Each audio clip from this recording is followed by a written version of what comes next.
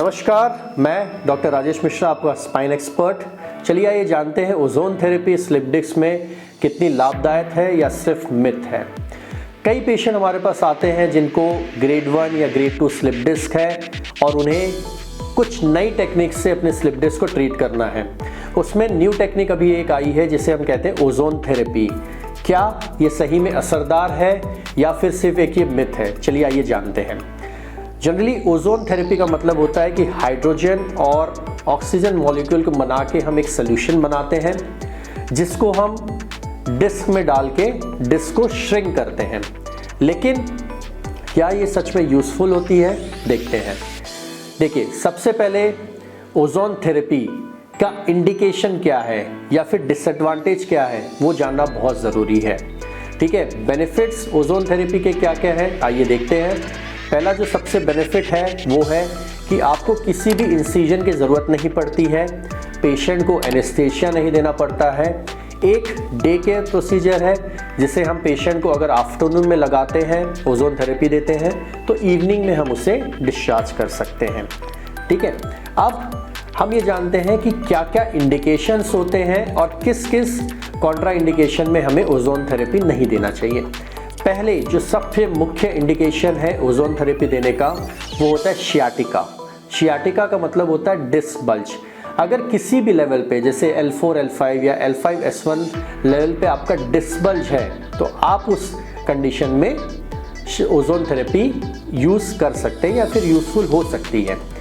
Second, patient को जो grade 1 disc है, मतलब इसका मतलब होता है कि कंटेंट डिस्क, मतलब जो डिस्क के ऊपर एनुलस की जो लेयर है वो रप्चर नहीं हुई है, वो फटी हुई नहीं है और डिस्क जो है वो एक्सट्रूड नहीं हुआ है, उस कंडीशन में हम ओजोन थेरेपी का यूज़ कर सकते हैं। ठीक है, अब आइए जानते हैं कॉन्ट्रा इंडिकेशंस क्या क्या है ओजोन थेरेपी के, किस किस कंडीशन में ओजोन थेरेपी का यूज़ नहीं कर सकते हैं। सबसे जो मुख्य कारण है वो है, पहला ये है बैक पेन।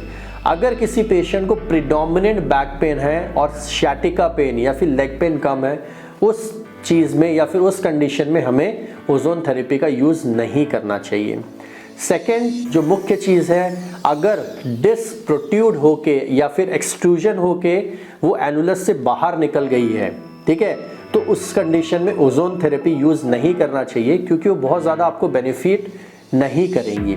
ठीक है, तीसरी जो मुख्य चीज़ है कि अगर जो डिस्क है वो बहुत ही ज़्यादा ड्यूरा के पास में है या फिर आपको बोनी रिलेटेड कोई प्रॉब्लम है या फिर लंबर कैनाल स्टेनोसिस है जिसके वजह से आपको शियाटिका है, उस कंडीशन में आपको ओजोन थेरेपी असरदायक नहीं होगी क्योंकि ये बोनी पैथोलॉजी है। बोनी पैथोलॉजी को बिना डील किए सिर्फ डिस्क को श्रिंक करने से आपके सिम्टम्स नहीं गायब होंगे। अब हम ये जानते हैं कि ओजोन थेरेपी कैसे असर करती है। देखिए, बहुत सारे स्टडीज़ में बताया गया है कि जब आप मिनिमली इन्वेजिव तरीके से या फिर एक नीडल से डिस्क में ओजोन डालते हैं with the help of some injections, तो वो क्या करता है कि जो उसका जो वाटर मॉलिक्यूल है उसको कम करता है, उसको श्रिंक करता है। ठीक है, तो उसके वजह से जो डिस्क प्रोट्रूड है वो श्रिंक हो जाती है। दूसरी चीज़, नर्व पे जो कंप्रेशन है या फिर आसपास जो सूजन है उसे वो कम करता है। ठीक है, अब हमें ये देखना है कि हमारे लिए ओजोन थेरेपी कितनी असरदार है। अभी रिसेंट स्टडीज़ या फिर काफ़ी जितने भी कम्युनिटीज़ है उसमें देखा गया है कि ओजोन थेरेपी का बहुत ज़्यादा यूज़ हो रहा है।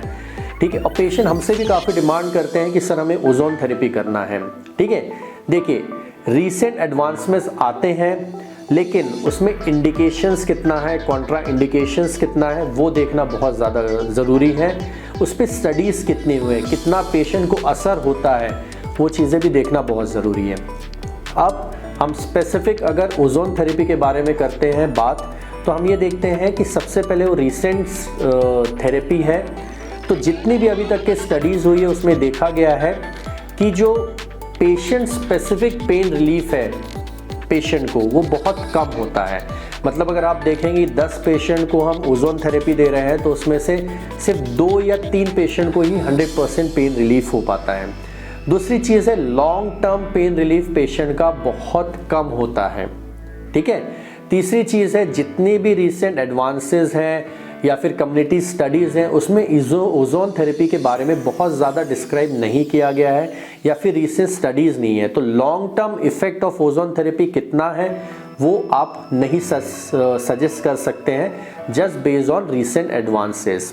ठीक है, अपार्ट कई सर्जन्स ये भी ये चीज़ देखते हैं कि ओजोन थेरेपी के साथ अगर हम स्टेरॉइड डालते हैं तो जो उसका बेनिफिट है वो डबल हो जाता है।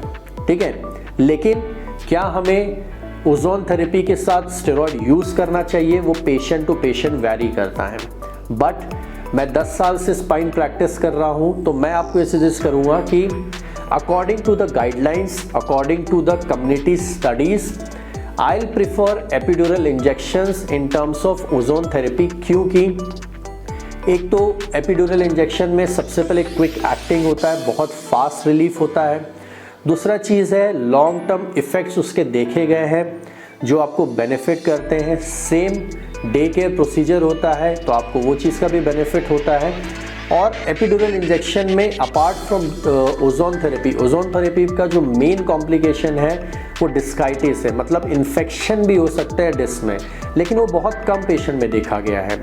ठीक है, इसलिए I suggest epidural injection is much better than ozone therapy in recent times. जैसे जैसे समय बीतेगा ओजोन थेरेपी पे और स्टडीज़ होंगी और चीज़ें कम्युनिटी स्टडीज़ पे देखा जाएंगी। अगर उससे और बेनिफिट होता है तो we can definitely implement that in spine thing. But at present I prefer epidural injection is more beneficial, more useful to the patients जो स्पाइन के पेन से प्रॉब्लम में है और जिन्हें मिनिमल डिस्क प्रोट्रूजन है, जिन्हें सर्जरी की रिक्वायरमेंट नहीं है। उस कंडीशन में आप एपिड्यूरल इंजेक्शन यूज़ कर सकते हैं। ओजोन थेरेपी भी यूज़ कर सकते हैं बट उसके जो यूज़फुल है या फिर इम्प्रूवमेंट होने के चांसेस है वो बहुत लिमिटेड है। आपको इस चीज़ से कोई भी रिलेटेड क्वेरीज है तो आप इस दिए नंबर पर मैसेज करिएगा, हम आपको उससे रिलेटेड उचित जानकारी ज़रूर देंगे। नमस्कार, थैंक यू।